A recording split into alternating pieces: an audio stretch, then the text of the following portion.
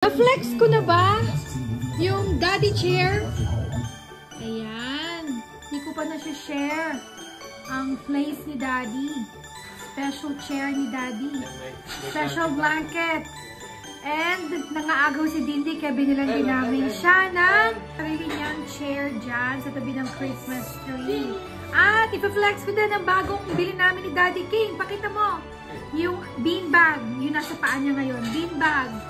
Kabibili lang namin sa Goodwill kanina. $5.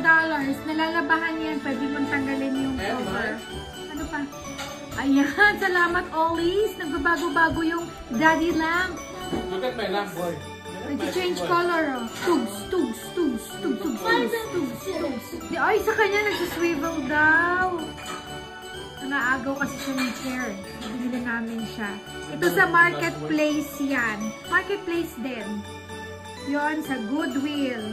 Yung ilaw niya, Ollie's. Next, nakabili kami ng Christmas pajamas. At nag-apply kami ng bagong credit card dahil meron siyang discount. Tapos, naka-sale na siya ngayon kasi almost Christmas na.